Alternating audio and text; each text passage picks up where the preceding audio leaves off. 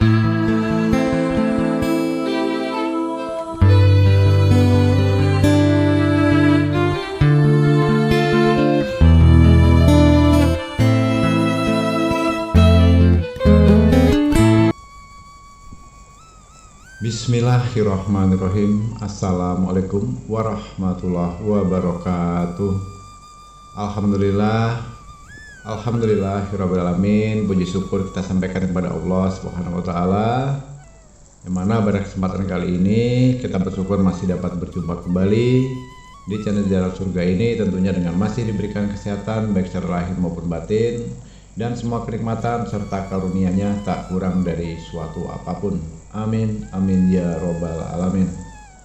Tak lupa juga seperti biasanya, sebelum kursi dilanjutkan, untuk terlebih dahulu marilah sama-sama kita menyampaikan salawat dan salam tentunya hanya kepada beliau, junjungan kita baginda Rasulullah Nabi Muhammad SAW, yang mana sama-sama kita ketahui berkat beliaulah kita semuanya, khususnya umat muslim dimanapun saja berada, telah dikeluarkan dari alam kegelapan dan telah menuju alam nur atau cahaya seperti apa yang kita rasakan saat ini.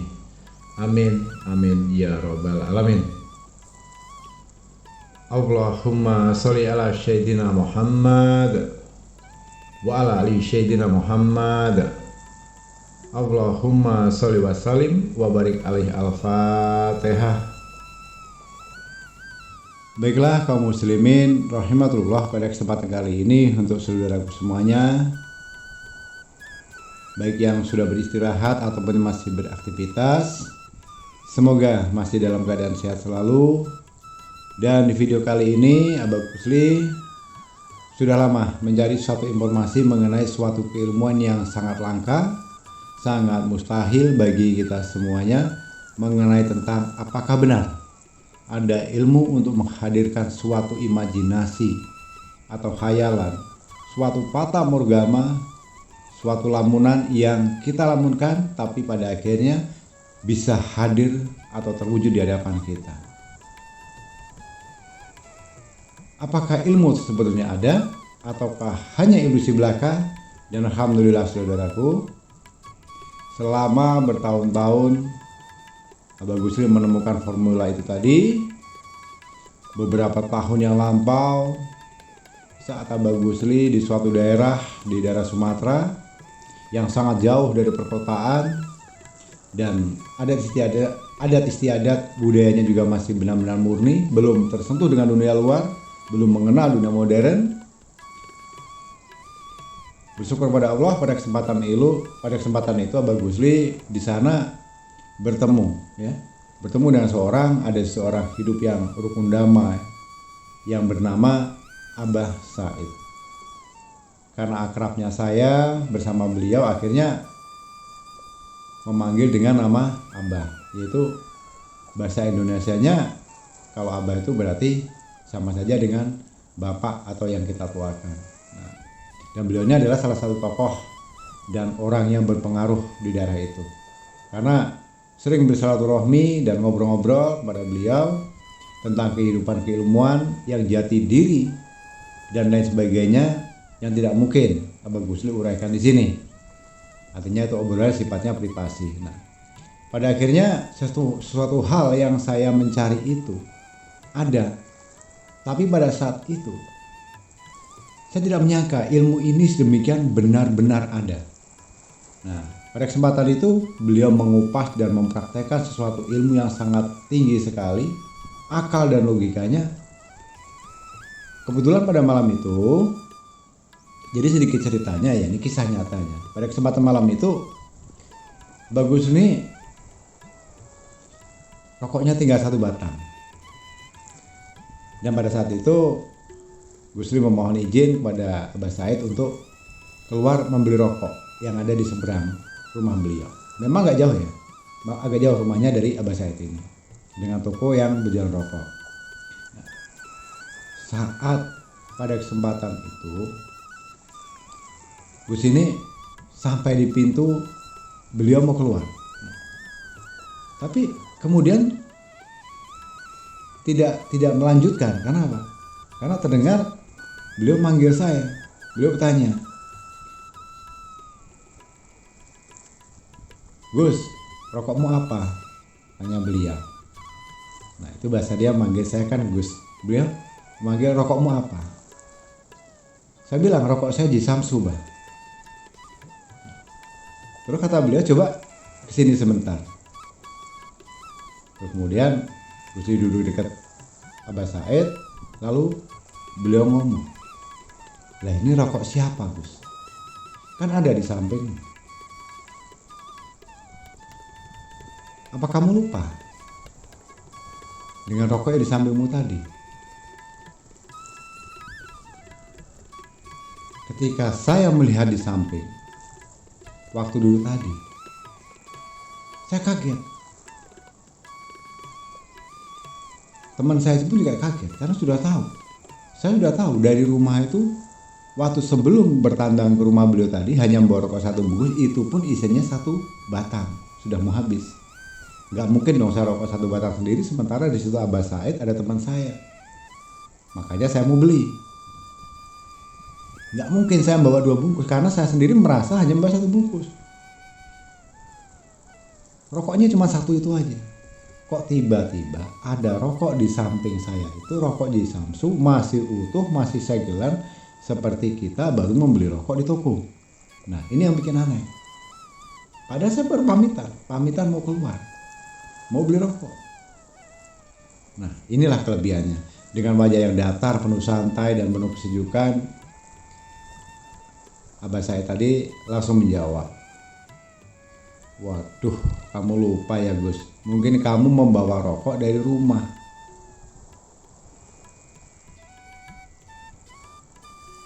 Setelah itu, di rumah ini Gus, tidak ada yang merokok Ji Samsu. Rokok Abah itu rokok Surya. Nih seperti ini rokoknya, jawab Abahnya tadi. Ya otomatis membangunkan keheranan saya. Saya masih bingung, saya belum pikun. Saya juga nggak lupa, akal saya masih normal. Saya masih ingat betul bahwa saya hanya punya rokok 1 bungkus rokok, dan itu pun isinya tinggal 1 batang. Itu yang saya ingat. Memang benar, saya ingat kembali terus menerus untuk mencarikan suasana. Saat itu Abah Said langsung suruh membuka rokok yang ada di samping saya tadi. Ya, kemudian Gus Li buka, Gus Li nyalakan koreknya, kemudian Gus Li isap. Ternyata rokoknya memang betul, itu rokok Samsu. Tidak hilang dari rasanya. Mohon maaf, ini bukan iklan ya. Bukan iklan saya menjual rokok Samsu, bukan. Ini kisah nyata, jenis rokoknya itu Abah Gus Li sebutkan. Karena rokok Gus Li pada saat itu rokok Samsu, rokok Abah Said ini rokok sudah 16 gitu loh. Jadi dengan penuh kebingungan tadi itu, saya coba ini menikmati rokok tadi. Memang rasanya, sensasinya tidak jauh beda dengan rokok yang biasa saya beli. Nah, inilah Abah Said ini, beliau ini memahami keraguan dan keheranan saya. Akhirnya beliau berkata, beliau bicara tentang rokok tadi, bahwasanya rokok yang akan kamu beli itu bisa hadir spontan di depanmu Gus, atau di sampingmu. Kalau kamu membeli rokok tadi saat keluar, di sana yang jaraknya butuh beberapa ratus meter dan butuh perjalanan kaki itu diameternya ratusan meter, dan waktunya pun butuh waktu beberapa menit, ya sekitar beberapa menit. Sebetulnya Gus, di dalam waktu beberapa menit antara rumah Abah Said dan di toko itu bisa dipercepat atau kilat ekspres dalam beberapa detik saja. Nah, ini beliau sendiri yang ngomong begitu. Jadi menjabarkan keheranan saya. Saat itu Abah Said ini sangat memahami perasaan saya dan batin saya yang sebenarnya. Mau minta ijazah tapi sungkan.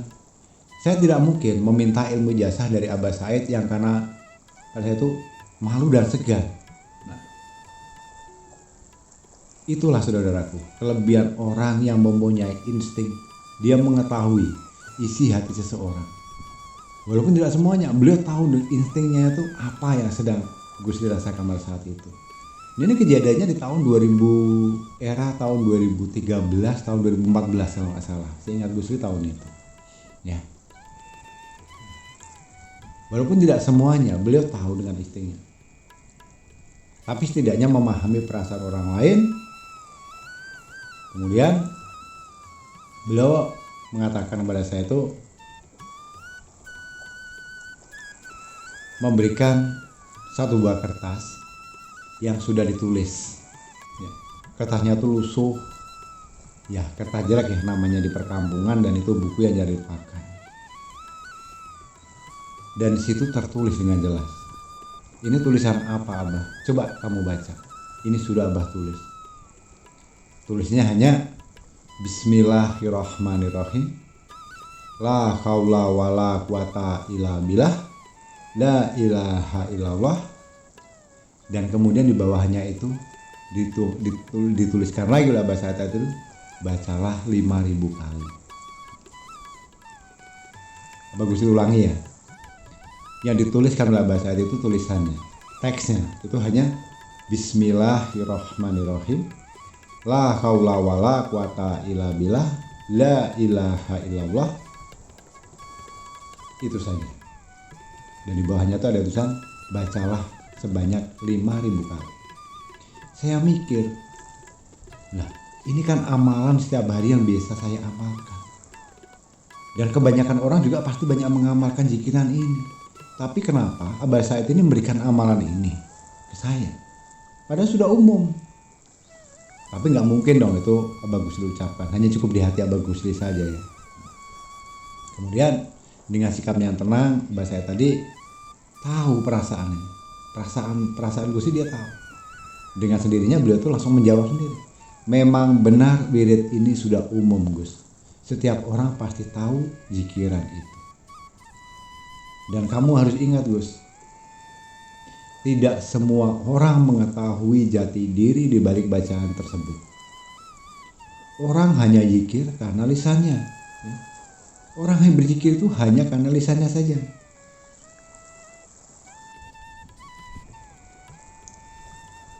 Tapi tidak masuk ke dalam sukmanya dan jiwanya. Maka sampai ribuan kali pun, bila itu tidak masuk di dalam jiwa dan sukmanya, ya hanya pikiran biasa saja, kata beliau. Jika kamu benar-benar niatkan dengan penuh kesungguhan, insya Allah akan muncul sesuatu yang fana. Sesuatu yang fata morgana ini akan terwujud di hadapan. Nah, jadi begitu saudaraku ya. Makanya dengan melapaskan sebanyak 5.000 kali setiap malam, dan hal itu dilakukan terus-menerus secara kontinu atau rutin selama 31 hari. Bila hal itu mampu, kata beliau, menjelaskan panjang lebar, tentulah hal ini akan menggembirakan. Saya bekerja bertahun-tahun belum tentu bisa mendapatkan hasil yang besar. Nah, saya pikir ini kesempatan Gusli untuk mengamalkan. Apalagi dalam hati Gusli ini ketemu langsung dengan guru atau pengijazahnya langsung, ya secara langsung. Maka setelah beberapa hari pulang dari kediaman beliau di rumah Abah Gusli, pada saat itu langsung Abah amalkan. Mulailah waktu itu saya mengamalkan sebanyak 5.000 kali setiap malam. Waktu itu mulai jam 10 malam ya. Jam 10 malam sampai selesai 1 hari, 2 hari, 3 hari. Kuat, lancar sampai ke hari 9. Nah, tiba-tiba entah dari mana, tidak ada angin, tidak ada hujan. Ada keponakan Abah Said yang pernah Abah kenal itu, karena sempat bertukaran nomor telepon, kemudian menghubungi Gusli. Dan yang membuat heran lagi, keponakan Abah Said ini hanya menyampaikan kata Abah Said disuruh berhenti untuk mengamalkan amalan tadi. Lah, otomatis kan kebingungan. Padahal dari awal beliau menyuruh ini dibaca 5.000 kali setiap malam selama 31 hari. Tapi baru di hari ke-9 sudah stop. Ini ada apa? Ya langsung Gusli tanyakan. bertanya-tanya di hati ini, apa ada yang salah? Apakah ada yang kurang saat saya mewiridkan zikiran ini? Dan keponakannya pun nggak bisa menjawab apa-apa. Karena keponakannya tidak memberikan kesimpulan dan saya dalam kondisi kebingungan, akhirnya ya besoknya juga langsung Gus Lim menemui beliau, datang lagi ke sana secara langsung. Lalu beliau bicara langsung dengan saya, sebenarnya kamu tidak salah, tidak ada yang salah, dan tidak ada efek apa-apa. Hanya mencoba menguji seberapa sih keyakinanmu, itu saja. Karena anak muda seperti kamu biasanya, Gus, itu pasti akan goncang di tengah jalan. Kamu sudah sampai 9 hari waktu itu. Itu sangat panjang. Dan kamu sudah melakukan 9 hari, masih ada beberapa lagi hari yang tersisa yang akan kamu lewati. Artinya belum ada sepertiga, belum ada setengahnya. Lalu kemudian Abah Gulib tanya lagi, terus kenapa Abah memberi pesan untuk berhenti? Padahal saya baru menjalankannya 9 hari, sementara amanah dari Abah saat itu harus dijalankan selama 31 hari. Kemudian beliau menjawab, kamu mengamalkan wirid 5.000 kali dalam semalam. Ya bukan caranya seperti itu membacanya, dihitung sampai 5.000 kali. Nah ini kan membingungkan lagi. Bukan itu caranya, kata Abah. Lalu saya bingung dan mulai berpikir keras. Bahwa awalnya beliau saat memberi ijazah ini mengatakan bahwa zikiran ini disuruh zikir setiap malam sebanyak 5.000 kali. Dan sekarang saat menginjak hari 9 yang sudah saya istiqomahkan, kenapa diberhentikan? Gitu loh. Dan beliau mengatakan zikirnya bukan seperti itu. Jadi seperti apa Abah? Kemudian dengan tenang dan santainya Abah Said ini menyampaikan caranya, Gus, yaitu bahwa semua manusia itu memiliki lubang yang sangat panjang di dalam tubuhnya. Di dalam tubuhnya itu menyambung dari Lauhul Mahfuz. Di dalam daun-daun yang ada di Lauhul Mahfuz itu tersambung di dalam lubang tubuh kita. Ada di dalam diri kita. Ada daun-daun rezeki dunia, harta, beserta isinya. Ibaratnya di situ semua rezeki untuk manusia yang masih hidup, yang langsung mengalir bagaikan air sungai yang tidak pernah kering, yang dialirkan oleh Allah Subhanahu wa Ta'ala kepada hambanya yang masih hidup.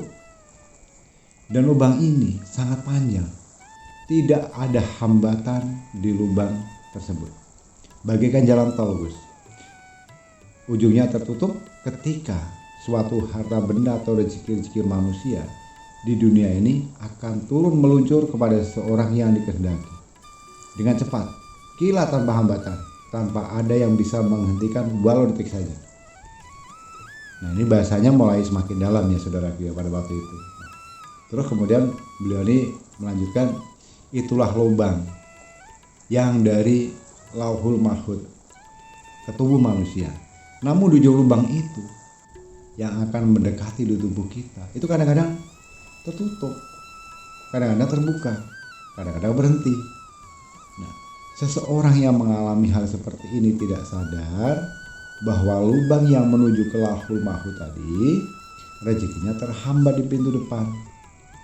Nah, kita berdoa siang malam, berikhtiar kemanapun, ternyata nyangkut di depan pintu kita. Di pintunya yang bagian mana? Di dekat Lauhul Mahfuz tadi. Karena di Lauhul Mahfuz tadi sudah berhenti meluncur. Di depan kita satu jengkal saja. Terhambatnya di situ. Jadi, kalau kita melihat secara logika, secara fisik, ya, orang itu sudah bekerja siang malam, panas dingin, tidak tahu waktu, mencari harta dan uang, tetapi rezekinya kemana? Tidak dapat. Cukup hanya buat makan, bayar hutang. Nah, pasti ini adalah di antara ciri-ciri orang tersebut tidak bersyukur dan suka marah-marah, iri kepada sama manusia yang sukses.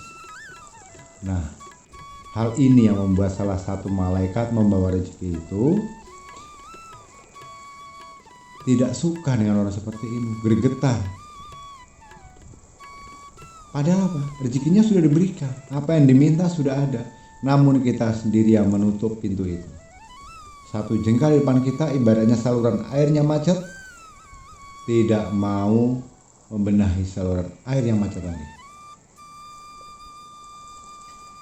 Kemudian saudaraku, setelah menjelaskan secara panjang lebar, Abah Said itu bicara lagi, kalau kamu Gus melihat tetanggamu, kalau kamu melihat saudara-saudaramu, kalau kamu melihat sesama manusia, yang kamu lihat itu orang yang sukses dalam pekerjaan, orang yang sukses dalam kehidupannya, dalam rumah tangganya.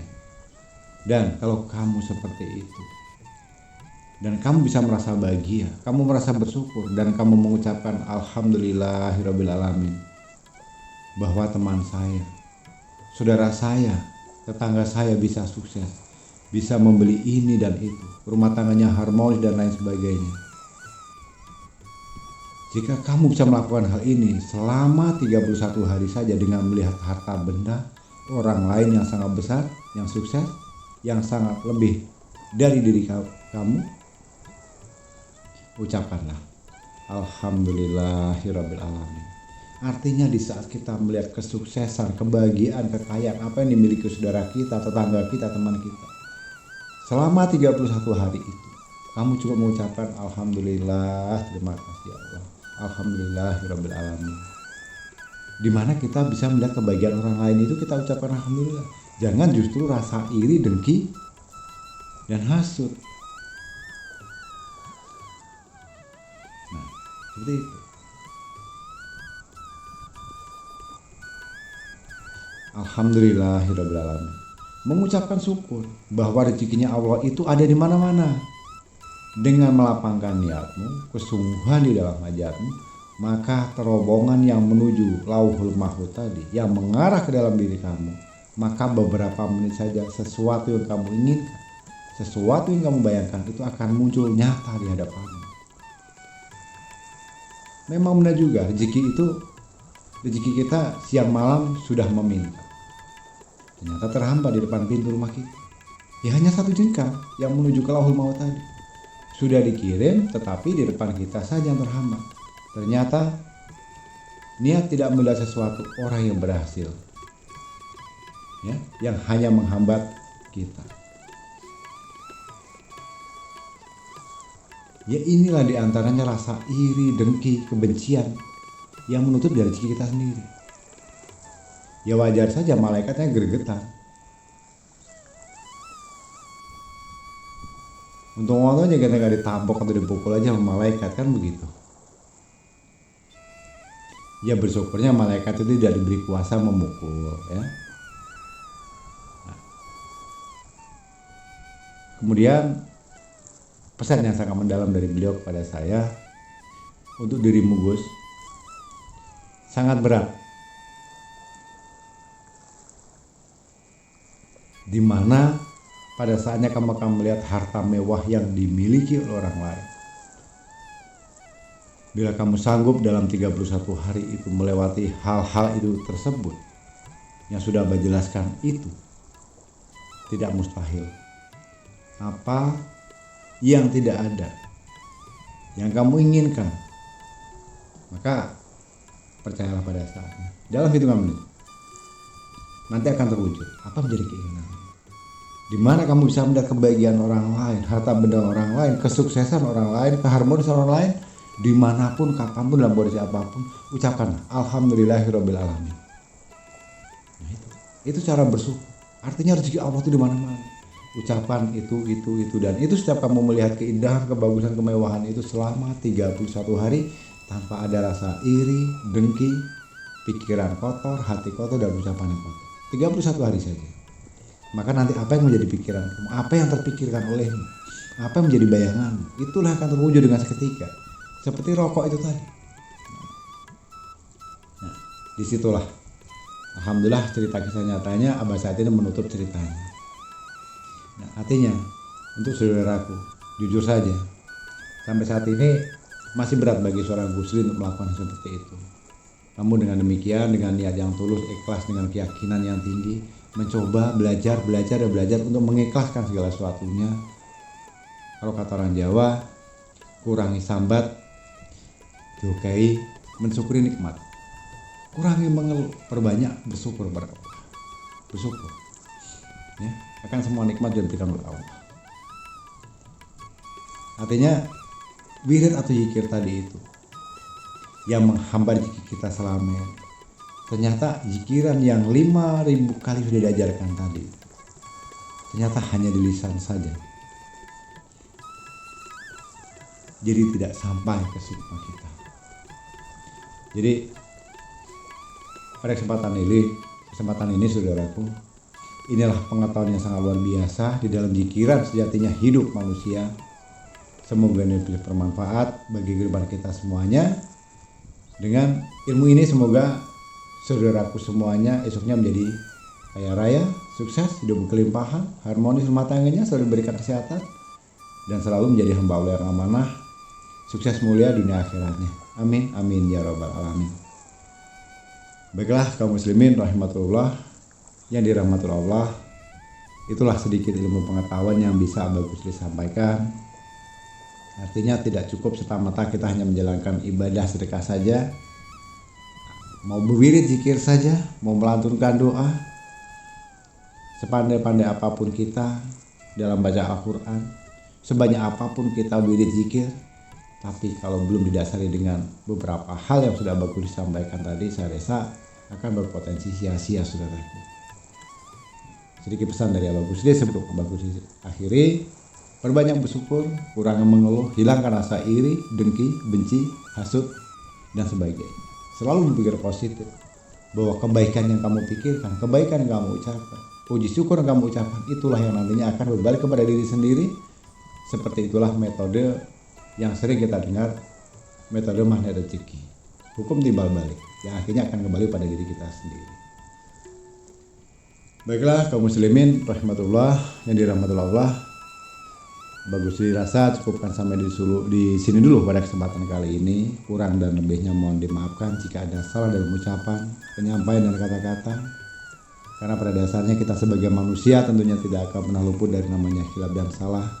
Karena kebenaran itu hanyalah milik Allah Subhanahu wa taala semata. Dan tak lupa juga bagus diucapkan terima kasih yang sebesar-besarnya untuk semuanya yang telah menyempatkan waktu menyimak, menonton dan mendengarkan video dan audio hingga selesai. Semoga ini bisa bermanfaat. Di akhir kata bagus diakhiri dengan wabillahi taufiq walhidayah. Wassalamualaikum warahmatullahi wabarakatuh.